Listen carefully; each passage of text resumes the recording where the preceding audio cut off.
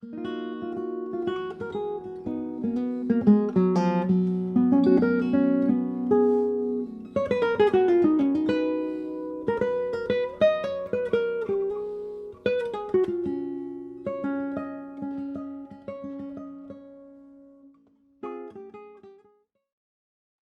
we'd like to start with a land acknowledgement.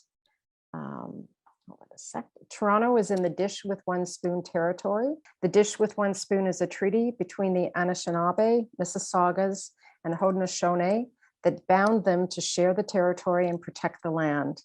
Subsequent Indigenous nations and peoples, Europeans, and all newcomers have been invited into this treaty in the spirit of peace, friendship, and respect.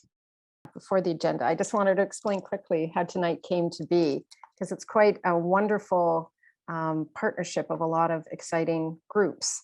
So tonight, normally Rabbi Miriam leads us in a wonderful series on sabbatical culture and the biblical learnings, Jewish learnings of Shmita, which she will be sharing with us. That's a multi-part learning series, and tonight was going to be focused on regenerative agriculture. So we also welcomed, first of all, our climate action team got involved on the regenerative agriculture piece. And it's why we invited the guests we have from the Trillium Organic Farm, which we'll be excited to bring on later.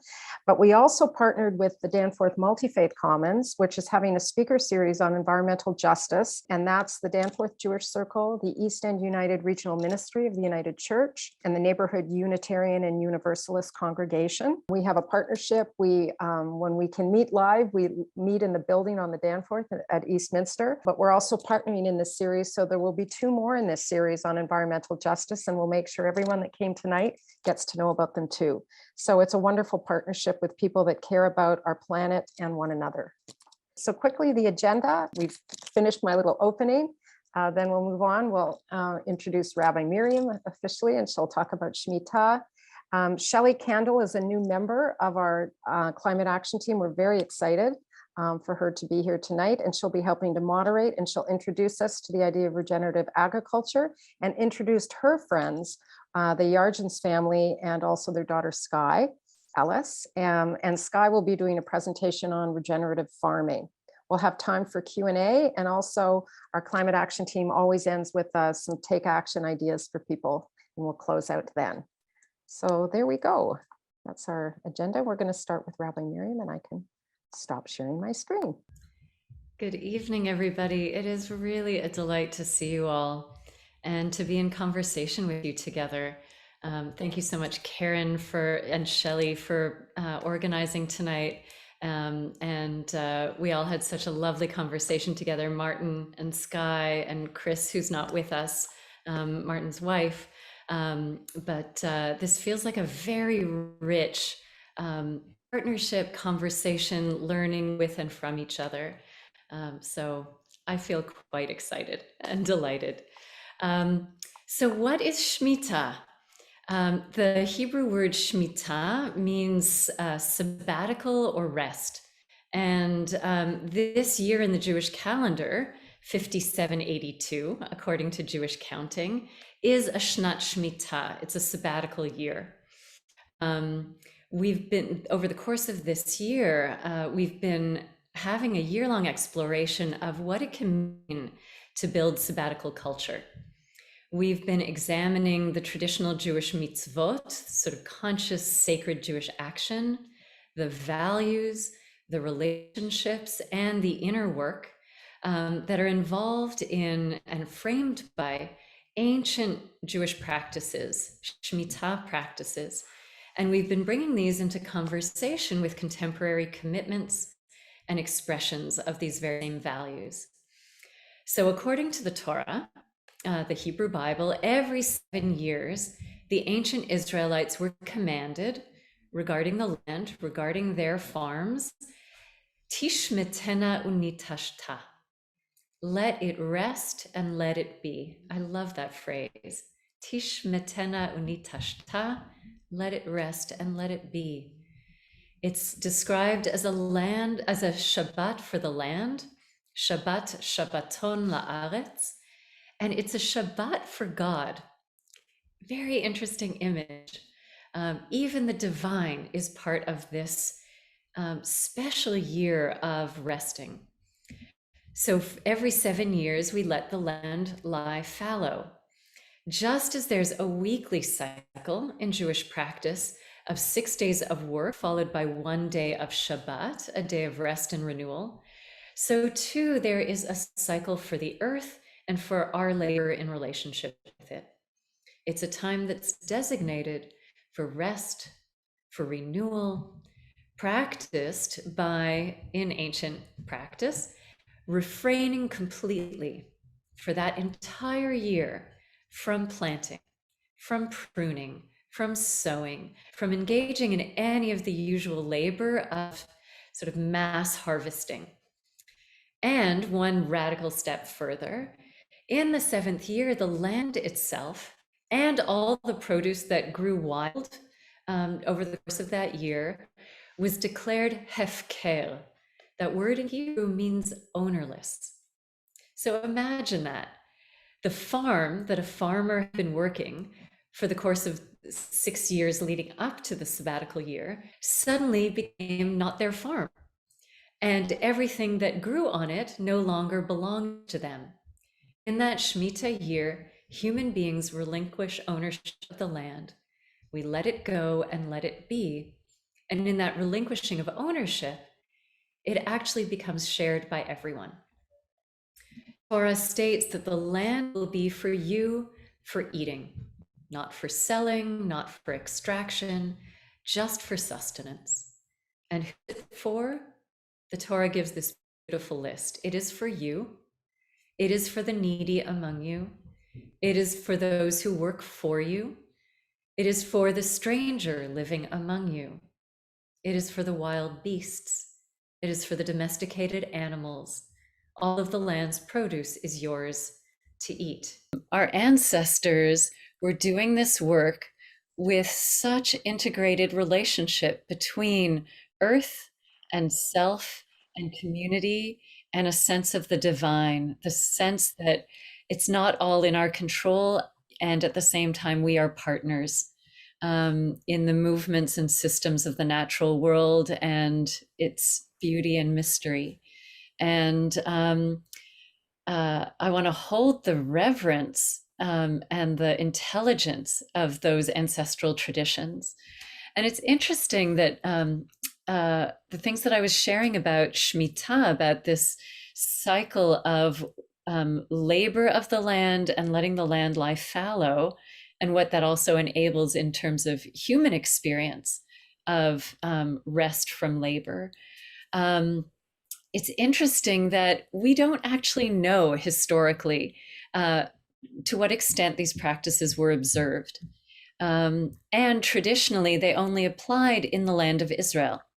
So when the Jewish people were expelled, exiled from the land, and they were in other places, in certain times in history, Jews weren't allowed to own land, and so were quite divorced from relationship with the earth and producing food. In other moments in history, we were farmers, but the understanding was that this ancient wisdom, this ancestral wisdom, didn't apply outside the land of Israel. I'd like to go back and have a conversation with the people who decided that. But it's really interesting that in recent years, the past decade or two, the Jewish environmental movement has picked up the wisdom of Shemitah and has reintroduced it into the Jewish rhythm of time, our relationship with the earth and relationships with each other and with the divine.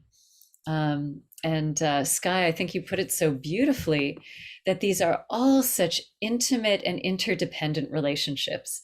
You can't talk about economic justice without talking about earth justice. It doesn't make sense to talk about the work of justice without there being also some kind of spiritual, religious component that nurtures and feeds it as part of a larger picture. And that there should not be individual action that's divorced from care of community and of the earth. I'm going to introduce Shelly, but I want to give a bit of background because we're very lucky that she's joined our climate action team. She has graduated from the University of Guelph with a degree in agriculture and spent a few years in research. And she left the profession and went into business, becoming a small business entrepreneur. And in 2012, started an organic farmers market in her local community at the Toronto Botanical Gardens in Toronto. In 2015, she founded Bee City Canada, a charity that promotes cities, campuses, schools, and businesses across Canada to protect pollinators. She directed that charity for over 5 years, and in 2020 turned the charity over to the Pollinator Partnership.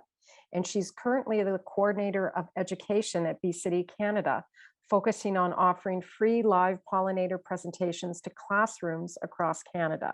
So I feel there's a follow-up presentation we might want to ask Shelly for. Anyhow, thank you, Shelly, and I'll go to your slides and take it away. Thank you so much. I'm so honored to be here. Thank you, Karen, and members of the climate action team. As I said, I'm so honored to be here today. It's so great to share good news. You know, there's always such bad news going on, but this is great news. So like, get excited with me about this incredible opportunity to share what regenerative agriculture is and how it is our answers for the future. Okay, so I'm going to talk a little bit about regenerative agriculture, what it's all about, and how regenerative agriculture is really our only solution to climate change and healing our degraded soils. And really, I'm going to talk about how we need to stop talking about carbon emissions and focus on restoring the water cycle. Then we're going to get into a little film, and then I get to introduce the heroes of climate change, our regenerative farmers, Martin and Chris, unfortunately won't be here today, and Jurgens and their daughter Skye. Okay, so as you can see, agriculture is a big problem, as you can see, for greenhouse gas emissions. And we can certainly regenerate the world's soils by something called regenerative agriculture, which I'll explain to you in a second. And we have a little video to watch about water. How water is the shift, is how we need to think about water. Okay, so what is regenerative agriculture? Well, it's a system of farming principles and practices that increase biodiversity, builds and enriches soil, improves watersheds, and enhances the ecosystem of the farm. So it can also increase the soil carbon storage through healthy soil. And of course, that's a buffer against climate change. And of course, it doesn't exactly reduce the amount of carbon in the atmosphere, but we'll get into that. Okay, so let's just go a little bit more into regenerative agriculture. And it's best that the farmers really describe it. Okay, so here are some other things. Regenerative agriculture is about biomimicry. It's emulating nature. It's working in harmony with nature. It's about treating the farm as an ecosystem, and it restores the natural rhythm of our ecosystem. So the 5 principles are pretty simple of regenerative agriculture. It's minimizing soil disturbance. In other words, when we see those big plows degrading the soil, that is a big no-no. It's really hurting our soil and our Mother Earth. We need to minimize or reduce or eliminate all those chemical inputs, that fertilizer, those pesticides, those herbicides, those fungicides, they all have to go because they are destroying the soil. And we have to maximize biodiversity. We want a lot of life on the farm. Those monocrops that you see, that is the way of the dinosaur. We have to move away from that culture and move into biodiversity. We want plants and animals. And of course, Skye can share more about that on their farm, what they're doing. And we want to keep the soil covered as long as possible. So we want to plant stuff all the time, keep planting. And to understand that regenerative agriculture, it's not a one size fits all, because every environment is different. So we have to learn how to listen to the land. Okay, so there's a little bit of introduction to what regenerative agriculture is all about. It is a little different than organic. And maybe Skye can talk a little bit more about that. Okay, so I think now I want to reiterate again that we need to stop talking about carbon emissions and focus on restoring the water cycle. So Karen, if you don't mind, could you please show this video to everybody? It's 3 minutes. Thank you. We tend to think about carbon dioxide in the atmosphere warming the planet. Carbon is so central to our thinking about the climate that many other important aspects are excluded from the conversation. One of these things is water. Water is actually the dominant greenhouse gas, but its global effects are difficult to measure because it doesn't spread out evenly in the atmosphere like carbon does. Its effect on temperature also depends on the many forms it takes. When it takes the form of a haze, it has a warming effect. When it takes the form of clouds, it has a cooling effect, except for at night, in which it has a subtle warming effect. Since atmospheric water is hard to model, it tends to get ignored. But temperature is not the only important aspect of the climate here. If the climate can be warm or cold, the climate can also be wet or dry. The rampant rise of floods and droughts of our time are said to be caused by climate change, but really they are climate change. While temperature does have some effect on rainfall, floods and droughts are primarily caused by disruptions to the hydrological cycle. We tend to think of the water cycle this way. Rain falls, water evaporates, condenses into clouds, and repeats. But this is only part of the picture, since a lot more happens underground. Healthy soil is like a sponge that soaks up a lot of water. Some of it is taken up and stored by plants, and some of it percolates deep down into aquifers. This groundwater wells up and feeds springs and streams, which allows even more life to thrive. There's then much more water to evaporate from the saturated ground or to transpire through plants. This abundance of water vapor allows for more consistent rainfall. So what happens if we cut down the forest, plow the grasslands, and expose the soil? Without trees or plants to buffer the rain, the heavy downpour compacts the soil. The water can't soak down into the compacted ground, so almost all of it stays above ground and we have a flood. Almost all this water runs off, carrying loads of topsoil with it.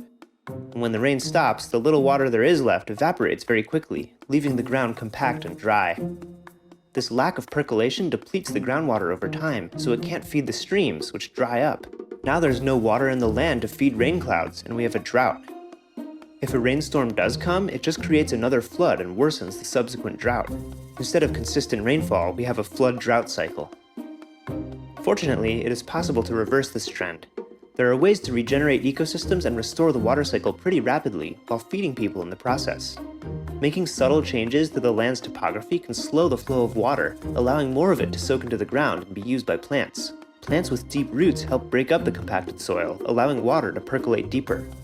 Everyone has a place in reversing the climate crisis. Whether you're working to protect healthy ecosystems, regenerate damaged ones, or just helping yourself or your neighbor depend a little less on industrial agriculture, you are helping the earth heal.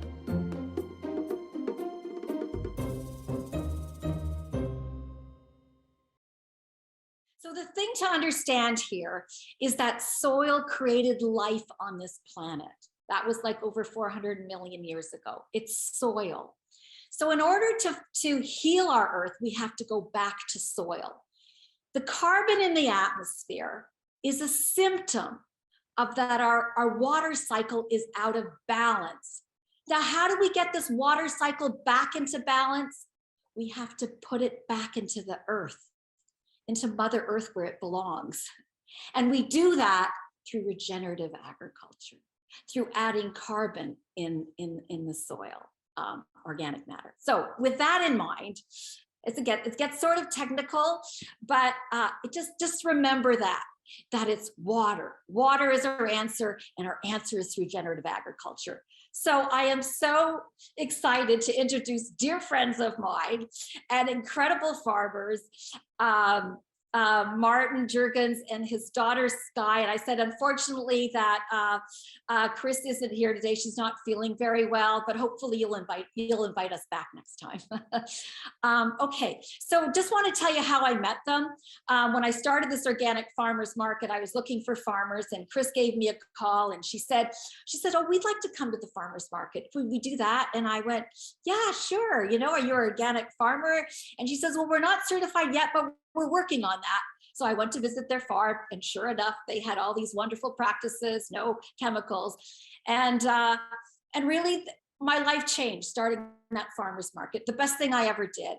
I understood what it meant to eat incredible food. I started to learn how to eat in season. And I started to learn that food is our medicine. And in fact, that's what Chris and Martin are producing. They're producing medicine. And there were so many people who would come and buy food for them that couldn't eat anything else.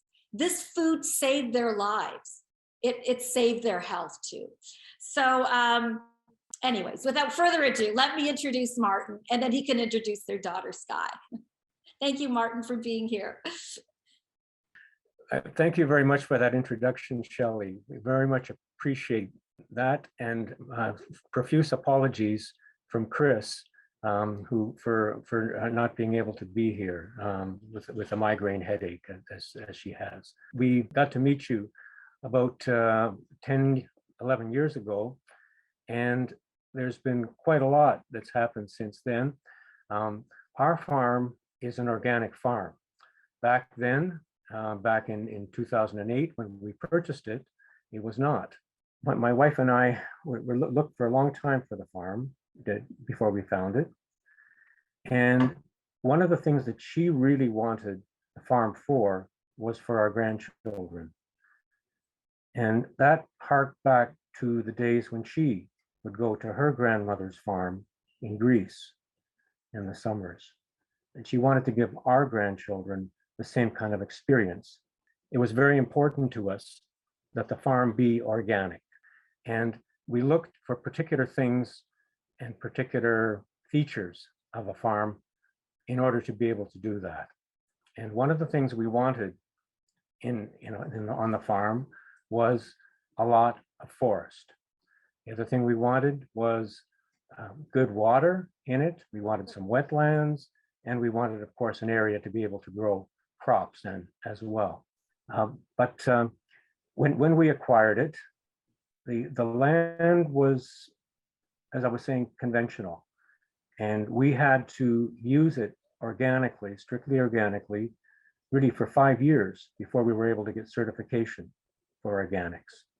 While we didn't know it, the kinds of features that the land had were the kind that you really want to have in a regenerative agricultural setting. Particularly all the trees that there are makes a huge difference so far as water retention in the land is concerned. And my daughter, she'll explain things very well. For internet reasons, she can't have her video on. So if you want to at least see her lovely face, you could go to speaker view or find her in gallery view. And I'm just going to go back to our slides now. Take it away, Skye. Hi, everybody. Thank you so much for joining us tonight. So as my dad mentioned, they've been on this farm for almost 15 years now. It took me a while to get here. I was a city dweller for my whole life and honestly never expected to be out here. I did a lot of other things in my life up until this point. I have run a not-for-profit dedicated to community housing for disabled people. I am a cook by training, and I've run my own restaurant and event planning company. I have worked in healthcare settings with artists and art programs for kids in hospital settings. So I've worn a lot of hats. So it took me a long time to get here. I had a daughter with serious disabilities in the city. And that really was, I had to be in Toronto because the services are just not extant out here. But a few years ago, my daughter passed away and life shifted, and my focus turned to this place and what was happening here and my parents. And the fact that, you know, as my dad has mentioned, this is a very labor intensive sort of pursuit that they've taken on in their Green Acres years. You know, this is a lot of work. And I could now turn my attention to joining them here in this place. So that's what I've done.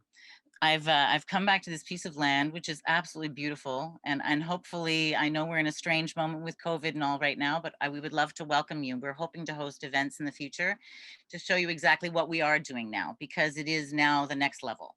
So it's been an amazing foundation of organic practice to sort of let the land detoxify for all of this time. Now it's about building it up. And going back to what Rabbi Miriam said in her additional discussion of Shmita, it's such an amazing coincidence, though I don't believe in coincidences, that we are meeting up with you folks in this moment, that I have come to this place and just in this past year decided to refocus our efforts here. And we've kind of taken a three-pronged approach. The first thing that we decided to refocus ourselves on was eliminating tillage.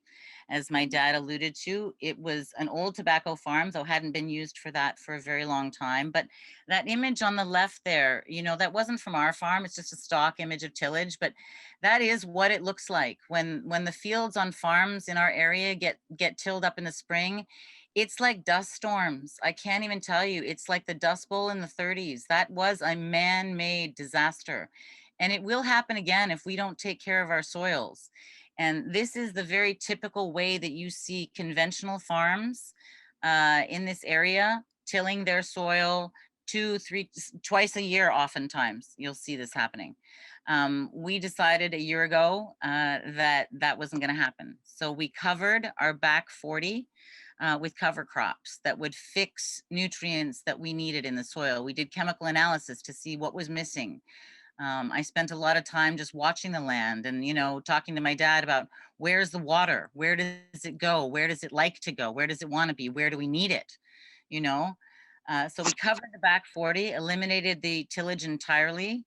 And now we've got nitrogen fixing plants working away, pulling chemicals out of the atmosphere, because Shelly is correct. It's not just about carbon. There's a lot of other elements in our atmosphere that we need in our soils to nurture plants, nitrogen being one of the principal ones. And there's plants that will actually fix nitrogen in the soil.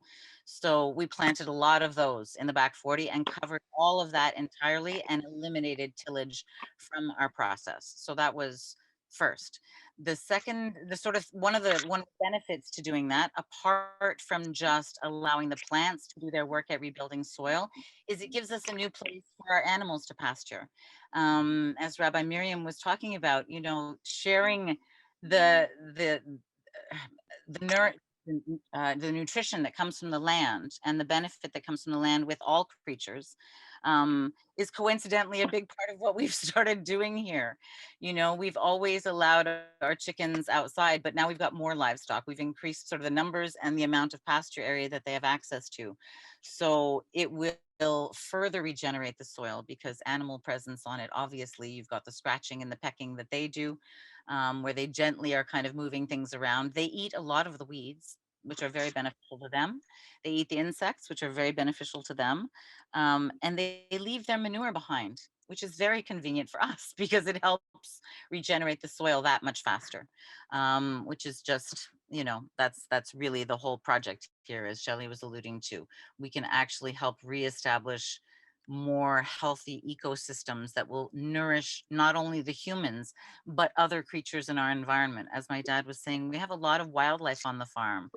There's a reason for that. We've left a lot of places wild. So there's a lot of spaces that we don't work, and we do that very deliberately. We leave the trees and the wildlife in place because we know that that diversity will actually make for a healthier environment for us to raise food in. So that's what's going on our back 40. It's producing obviously eggs and meat that are so much better because our animals are happier. They spend every day out in the sunshine. You know, they're the better for it. The eggs and meat that we get from them, it shows the quality of life that those animals have. So it's kind of a win-win-win. And part of that carbon capture and eliminating tillage, it's not just about the disruption in soil that disrupts all of the microflora that's going on underneath the surface. I mean, what a revelation the day I figured out that dirt is not just dirt. There's a whole universe of stuff going on under there that's just incredible. All of these microorganisms that work together to promote fertility and growth. So when you till, not only are you disrupting that, but you also have to consider the petrochemicals that are being burned in the tractors that are hauling around those gigantic plows. It's kind of a double win-win by eliminating tillage. So that was our first order of business. Our second order of business in establishing regenerative practice on the farm was just closing the loop on all inputs. It is really important on this farm that everything that goes into what we grow comes from this farm. So by increasing the number of animals on the farm, we have a lot of soiled bedding that comes from their houses where they live.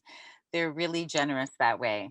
So everything that comes out of our goat house and our duck house and our chicken house and all of our vegetable scraps go to the compost office, where after months of turning, I turn it into absolute gold and it goes back onto the fields to grow things. Pest control is courtesy of our animals. Our ducks are going to be our new resident pest control in a fruit orchard that we planted this past year, in the hopes that we can actually further minimize any kind of need for manual plucking. We had potato bugs one year and it was a real disaster because we had to pull them all off by hand because they become resistant to all but the most awful pesticides. So it's a lot of very labor intensive work. It's a matter of just making sure that the cycle of nutrition and like there's no waste. Everything that comes out has a place, it has another use. There's always somewhere for things to go.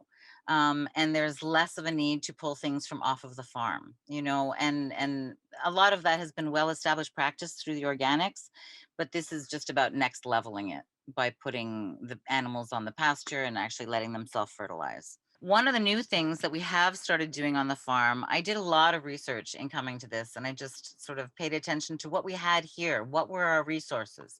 We actually do have a lot of water on the farm because of the trees. And we have a lot of wood because of the trees. But our soil was really bereft insofar as organic matter on that back 40 because of tillage. So what I decided to do to create a more habitable growing environment was I found out about this really great old school growing technique called Hugelkultur. And basically it's about constructing raised growing beds out of logs. We got sound logs, punky logs, sticks, straw, leaves from the forest, manure, obviously, from the chicken house, and basically created these long beds that are basically in place compost heaps that will over the years continue to decay and get better. And as the wood inside decays, it gets more and more sponge-like and holds more and more water. So a good hugel bed requires very little irrigation and almost no fertility inputs. So not only have you sort of invested long-term in the fertility of your crops that you're growing here, you've made it a better environment for the people who are farming, because trust me, your back aches when you're planting on the ground. So I tried to make my hugel beds a little raised so I wouldn't have to bend over quite so much. So it makes it better for the humans. And you're minimizing the need for irrigation long-term. So though we are lucky enough to have a very high water table here, I'm not taking that for granted because everything is changing and I'm anticipating change here. It would be foolish to think otherwise. So this is one of our mitigating techniques that we've sort of instituted here on the farm. So we're quite excited. That's our whole berry patch is on hugel beds now. And the third sort of thing that was really important to us in the regenerative agriculture sort of push was trying to support endangered and heritage breeds. As Shelly was alluding to in her piece, this monoculture is just crazy. And it's not just in plants, you know, where we've got only maybe 5 varieties of corn that are actually being grown. There's only 1 variety of bananas. The Cavendish banana is the only banana that you can buy pretty much in North America. This is not food security. This is how the potato famine happened, right? You don't want to get into a situation where you have no options. So biodiversity is really the way to go. And I think we need to look backwards. There's such a richness and a heritage, you know, of agriculture in so many cultures. And Rabbi Miriam was talking about how far back this does go in Jewish culture. I mean, this connection to the land and this notion of stewardship. It's so important. And I think we've done ourselves and the livestock animals that we depend on for food when we have demanded such massive growth rates and returns. You know, we want to have the most for our investment of labor and time and everything else. We want to suck the absolute most that we can. So we've hybridized our plants and we've hybridized our animals, and it's done ourselves a disservice, I think. So getting back to hybrid variety, or getting back to heritage varieties, was important. So we've established a breeding flock of Canadian heritage Chanticleer chickens, which are actually endangered. There's only about 2,000, mostly in Quebec.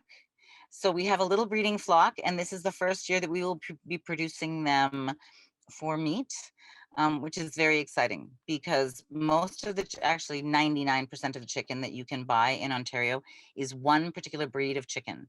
And well, goodness help us if anything happens to that breed, because it's going to destroy the poultry production in the province. So I'm really interested in promoting sort of getting back to the old fashioned way of breeding chickens rather than having them come from massive hatcheries. Not only are we doing that with the chickens, but we are also doing that with a couple of heritage breeds of ducks as well, Saxony and Cayuga ducks. So we're quite excited about that. And the goats and the little bantams are kind of for fun. So we have some Nigerian dwarf dairy goats as well, and some old English Cornish bantams, and some various heritage breed layers as well here on the farm. So that's a big part of the plan, just getting more diversity. And as I said, it fits in nicely to the very, very biodiverse piece of land that we are lucky enough to call home. There is an abundance of everything. And I think one thing I would just like to end my little chat on, I've been lucky enough to have a couple of conversations with Karen and Shelly and Rabbi Miriam, and this notion of, you know, what can we do? You know, it is such a daunting problem, this notion of climate change and regenerative agriculture, and how we feed ourselves and our families, and how we support community is such a great, you know, way that we can take action. But I would challenge, it's not just about the choices we make about how we spend our money and where we want to buy our groceries, which absolutely is critical. Those choices are important, because honestly, the boxed meal kits will kill farms like ours. They are the bane of our existence. They are such a, you know, separation. They just disconnect people even more from the process of how their food is created and grown. Even more important, I think, than that though, is people changing their minds, you know, just rethinking the way that we look at farming. I think we have distanced ourselves so much from that process of how our food is produced. It's become sort of looked down on. You know, Shelly, you can jump in at any point and correct me if I'm wrong, but you know, I know that there were issues with, you know, ladies who lunch not liking the messy farmers because they're messy. And farming, you know, there's dirt that comes on vegetables. That's just, vegetables grow in the dirt. And I think we have such a disconnection from that. We don't encourage our children to pursue careers in agriculture. It's not anything anybody wants to see their kids go into. You know, everybody wants their kids to be a doctor and a lawyer. And listen, my dad's a lawyer.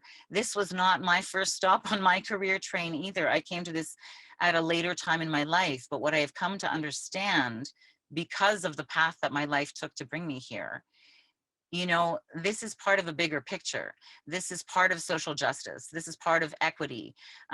This is part of balancing the scales on a macro level, you know? So this may be just our little corner of the universe, stewarding it and getting back to it. But I think if people could revisit what it is to nurture food and how we nurture each other and our communities by doing that, perhaps we could rediscover some of the nobility in this practice, in what it is to be a farmer, to grow food, you know?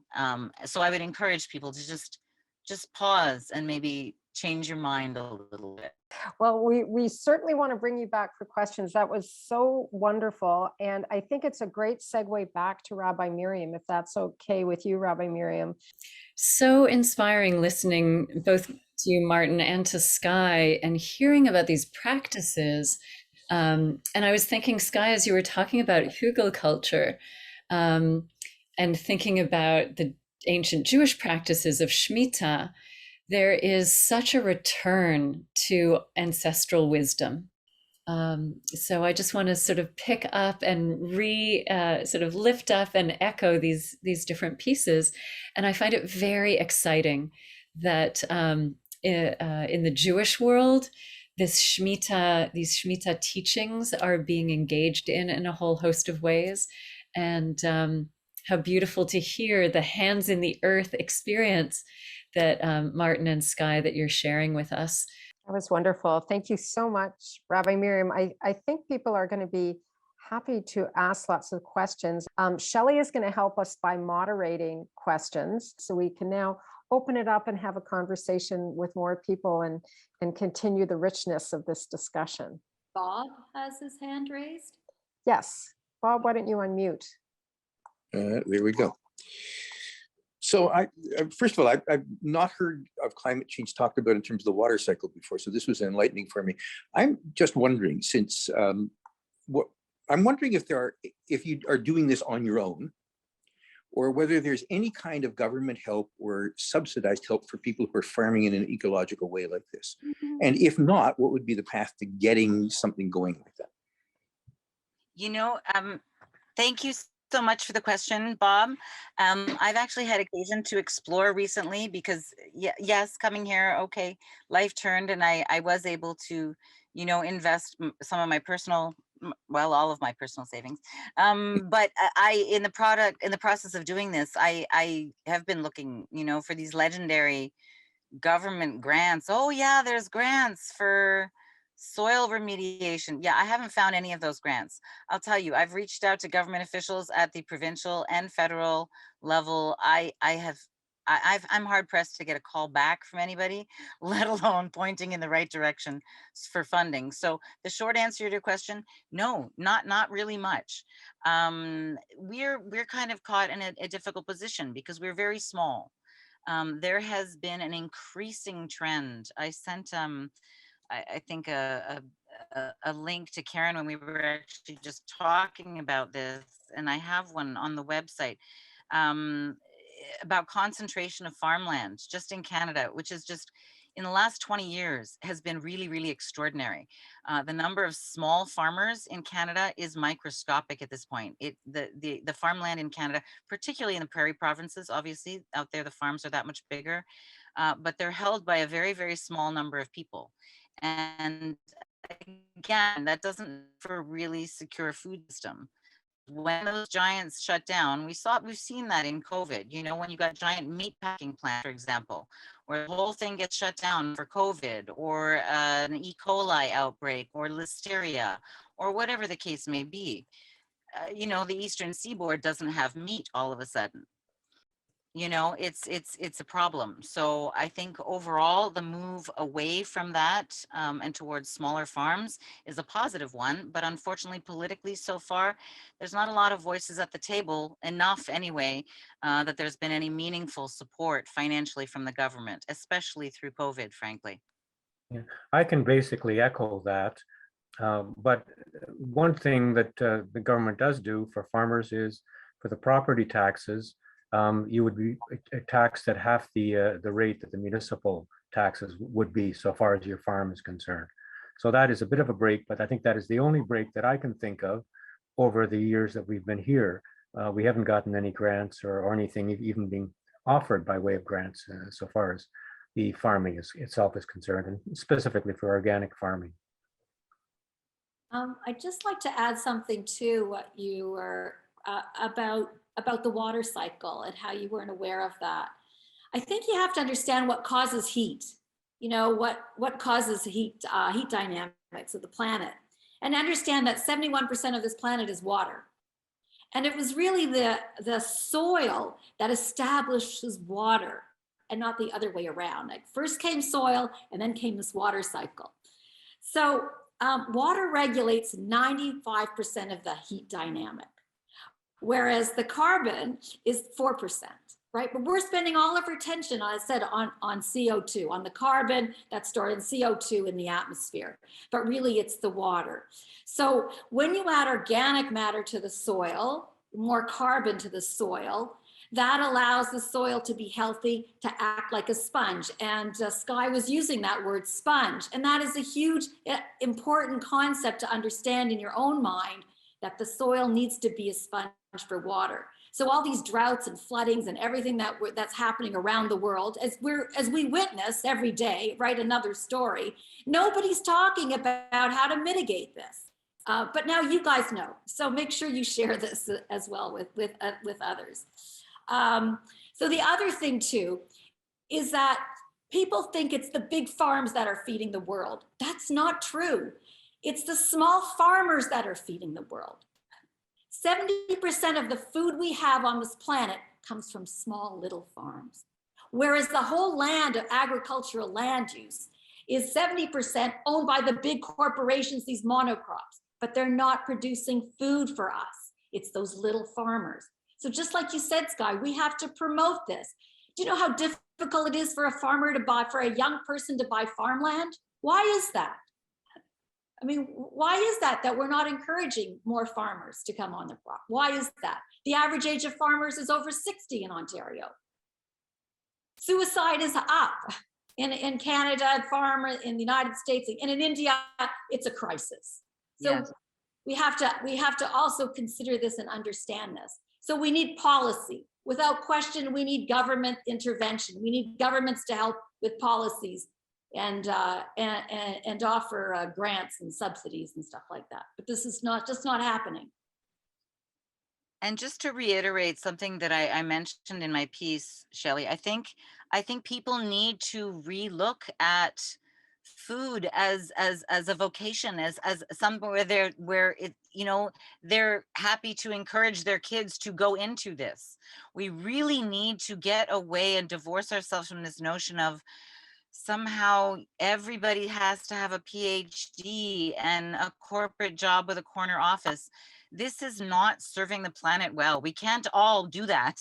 There's just, people have to be growing food. And frankly, I think part of that spiritual connection, to take it back to something that you were saying, Rabbi Miriam, I think a huge part of that for me has been the simple and extraordinarily humbling act of just watching and listening and recognizing that my role as a farmer, and a neophyte farmer, I will emphasize here, is really taking stuff, whether it's a big pile of manure or leaves or whatever, from point A to point B where it needs to be.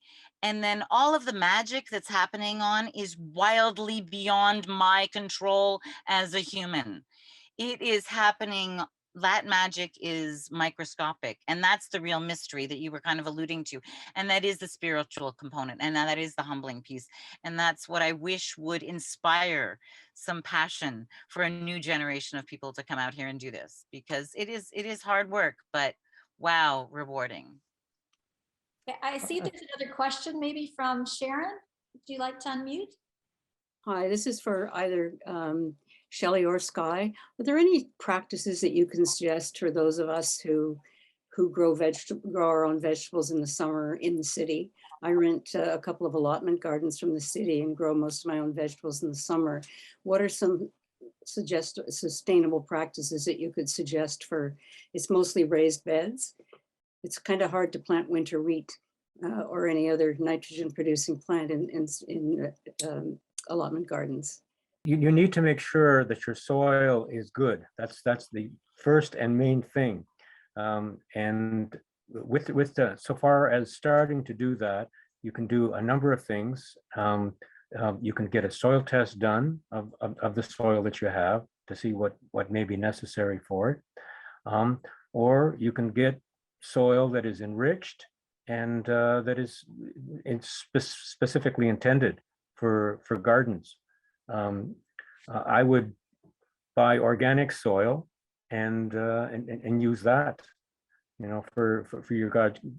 Get a lot of it there. And in any case, also manure and other items like that. If you have compost, if you've composted leaves, for example. We had a neighbor when we were in the city, and what she would do is she would chase after the trucks when they came to pick up the leaves, to get the leaves because she wanted those leaves so much for compost. They do a fantastic job if you can get if you can use those. Any kind of organic matter, basically, that you're able to put in by way of by way of leaves, stems from green plants, and so forth.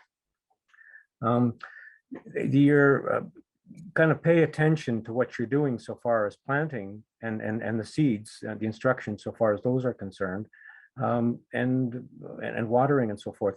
There's all the crops are somewhat different so far as their requirements. So it's kind of hard to say that you should be using any particular technique so far as a particular crop is concerned. You kind of need to know what it is that specifically that you would want to raise in order to be able to give you advice to say, okay, do this and this and this, so far as that particular thing is concerned. Thank you. Okay, thank you, Sharon. I have a few questions that I wanted to share from people in the chat who I think don't want to necessarily raise their hand. Mindy is asking, is city compost good or bad? There's no guarantee with city compost that I can tell you. For one thing that I was absolutely horrified about in the city compost, diapers go into city compost. I never really liked the idea that diapers were getting composted and coming back to me as part of what I'd put on my food. So I stay away from, even when I was in the city, that was never something that I really thought was a great idea. I think you're much better off. Frankly, the city is filled with ravines that are totally wild and unsprayed. I'm a big believer in finding what's around you and being resourceful. Pick up a lot of leaves, go out with bags. They're not that heavy. Take them, compost them. Leaf mulch is cheap, easy. You go out on a walk with a garbage bag on a lovely day and come back with some stuff that will make a great growing medium. If you want to come out to the farm with a shovel, we'll happily give you some manure. I'm just, I would stick as much as you can with the cheapest inputs. Make your own soil, take your own compost, take your own vegetable peelings, break that stuff down. It's gold. But being resourceful is always key. Thank you, Skye. I have another question here in the chat from Edith. She's mentioning there's going to be a couple of raised gardens at Glen Roads, one of the United Church sites, for pollinator gardens. She asked, should we put wood chips under the raised gardens for long-term fertilization? Wood will break down over time, but it's not enough. It needs more stuff going on top of it. It will break down over time, but it's going to take a really, really long time. But as a way of suppressing weeds and everything else and promoting the pollinator plants that you're trying to get growing, yeah, it's actually a really good one. I actually have learned, this has been a huge learning curve for me, that compost is kind of two different kinds for two different purposes. One is for fast growing nitrogen thirsty plants like, garden vegetables, tomatoes, peppers, zucchinis, and whatnot. And fertilizer that takes a longer composting period. So promotes kind of woody growth and a lot of mycorrhizal fungi. Happens with a lot of less disturbance and much more woody materials. So by putting those wood chips in, you're establishing a really rich zone for mycorrhizal fungi. But you can actually encourage that growth. If you want to add things like mushroom bits, if you have little bits left over from the store, take them and throw them in with the wood chips. It'll do it a world of good. It'll jumpstart that mycorrhizal fungi process. Okay. Edith also wanted to add that shredded newspapers also build up the soil. Any fibrous carbon material is good. Absolutely. I use soiled straw and hay and leaves, anything that's carbon rich. So those are the brown materials in your compost. Anything like that is a great foundation for soil building. Yeah, and Bob just wanted to add that diapers are just manure from babies. It's all the same. They have that nasty gel in them, and I really don't know what that's all about. And the plastic tabs, which I do not feel good about, given how much microplastics are already in our soil. So that's where my misgivings come from. Got you. Debbie Gordon wanted to share with us about a group called ALUS, ALUS. They work across Canada to support farmers in Norfolk and encourage tall grass prairie ecosystems, which grow really fast. Skye, she was just wondering if you were aware of this group, ALUS, ALUS. I am not aware of this group, but thank you for mentioning them. I will certainly look into them and their mandate. I have not heard of them. I just wanted to share with people some suggestions from our speakers about learning more and taking some action to support local farmers markets. That is originally how Shelly met Martin and Chris and Skye. So in the city, but also throughout the year by building a relationship. I know that Trillium, for example, has relationships with people throughout the year and is delivering produce to them throughout the year, which you can talk to when I'm done this as well. Plant your own garden or discover work at a community garden, like Sharon was asking about before. Also to learn about CSAs, which are community supported agriculture. We have a link here that explains the whole concept, but it's where you have an ongoing relationship with a particular farm. And Trillium, Skye has initiated a group out of Trillium, the Haven Forest and Farm, where you can sign up to have a CSA type relationship with the Trillium folks. So we'll make sure to send this URL along to everybody. There's also a great course that Shelly recommended. The Rodale Institute has lots of courses for farmers as well, but even as a consumer, you can take a free course on how to be a regenerative consumer. Which I'm sure I'm going to try that out. It looks very interesting. And in general, I know Shelly was asking that we all support industries and vendors who intentionally reduce or eliminate pesticides, thinking about food services and vendors we buy from, florists, gardening, nurseries, and to ask questions about those things.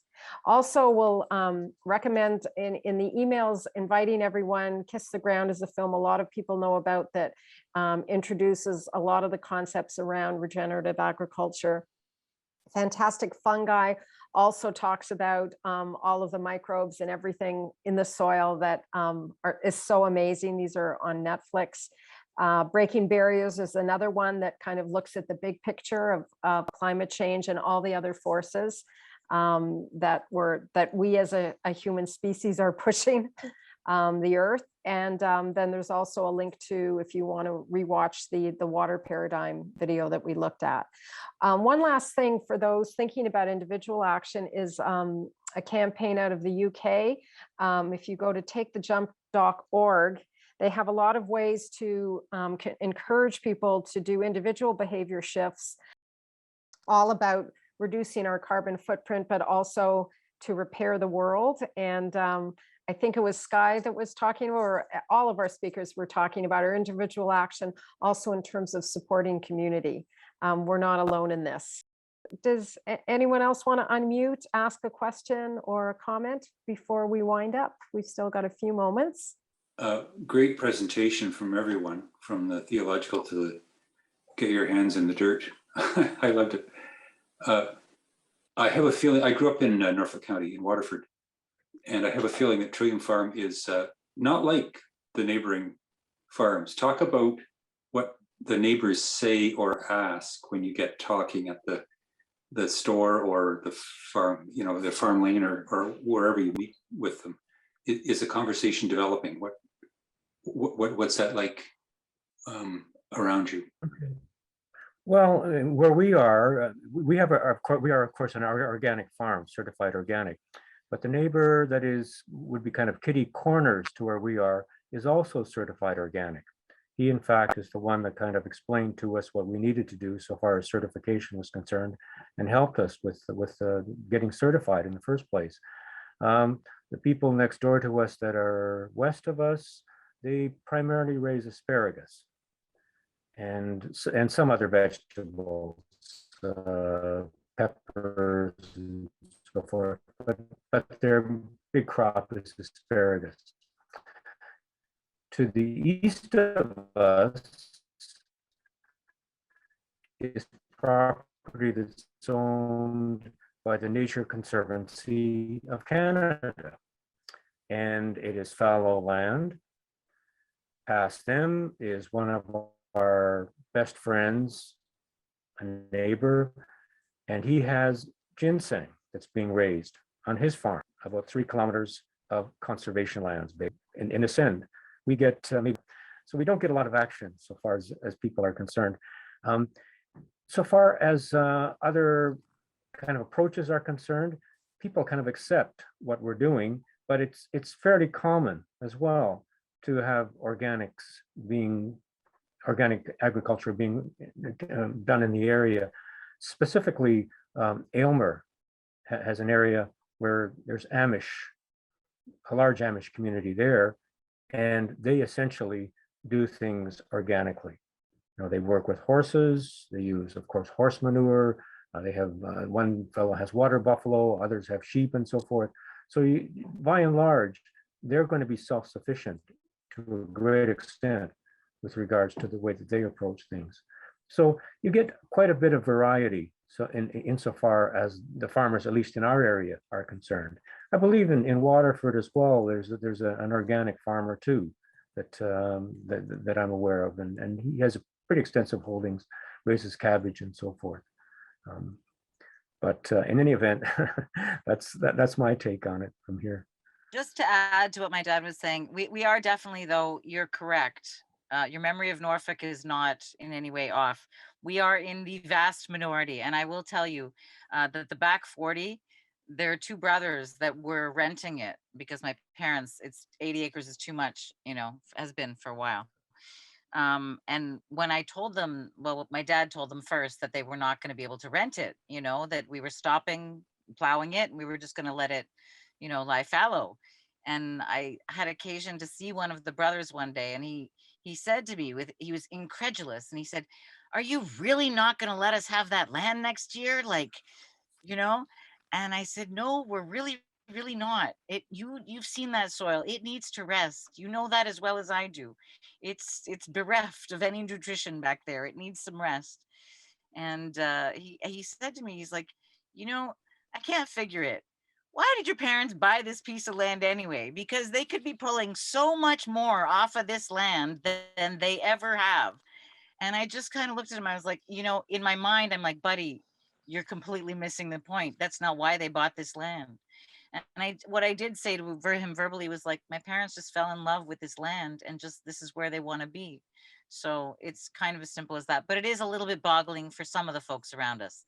They think I'm absolutely nuts. The Hugel beds are just, they have no idea what's going on over there. But it's okay. That's okay. The proof will be in the gorgeous strawberries I'm going to get out of those things this summer. So That's wonderful. Sybil, Sybil has her hand raised. Why don't we take that last question, and then Rabbi Miriam will close with a beautiful prayer for us for the earth.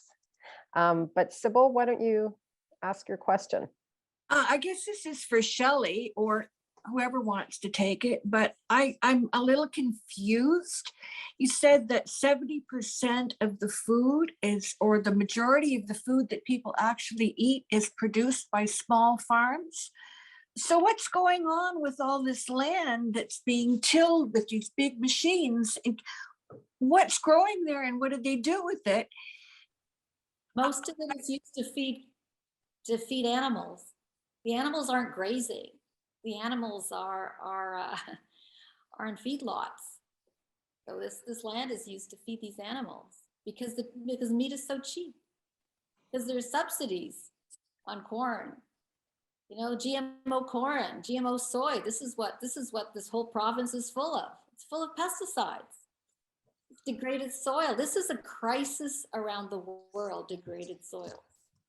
So it's so that by getting to plant-based eating, rather than raising livestock for slaughter, then it would lead to regenerating a lot of those large fields and solve the problem? I think I don't want to, and I'm not saying don't eat meat. We're not saying that. I think perhaps maybe eat less meat. And just where does your meat come from? How's it growing? How's it slaughtered? I mean, it is important to know how your food is growing and where it comes from and how is that animal raised? And why would you want to eat an animal that's tortured? You know, you're reading that. Yeah, the But other thing. But the thing is that regenerative agriculture says animals are part of this world. I mean, this is why the prairies were so fertile, because of the buffalo, the millions of buffalo that were roaming there. They added fertility to the soil. That's why, yeah, the prairie grass and all that is there. But of course, that's been degraded over years. So animals are part of it. It's how you manage the land, how you're managing, which is really important. But if you're having feedlots, you know, and you're growing food and then transporting that thousands of miles to feed the animals, that's insanity. This is what we're doing, and it doesn't make any sense at all. So why isn't there more government action about this? I just don't understand it. It boggles the mind.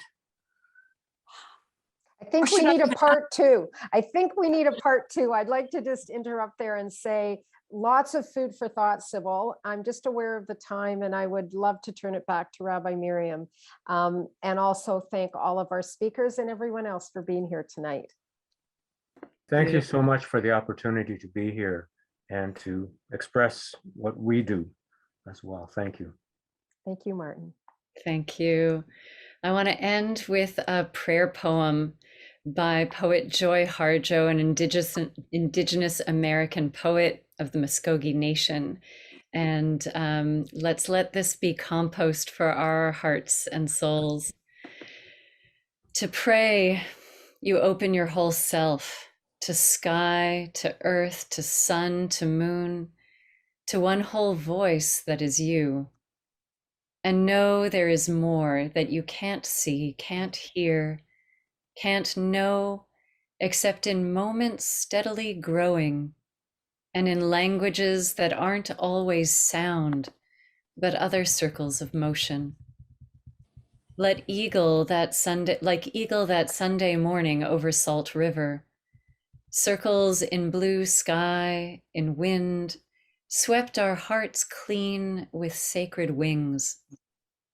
We see you, see ourselves, and know that we must take the utmost care and kindness in all things. Breathe in, knowing we are made of all this, and breathe, knowing we are truly blessed because we were born and die soon within a true circle of motion, like eagle rounding out the morning inside us. We pray that it will be done in beauty, in beauty. And I want to end with just a word of blessing. Baruch atah Adonai, blessed are you, Holy One and Oneness, who has formed humanity with wisdom and commands us to be stewards of the earth. May we move forward in blessing. Thank you, everybody. Good night, everyone.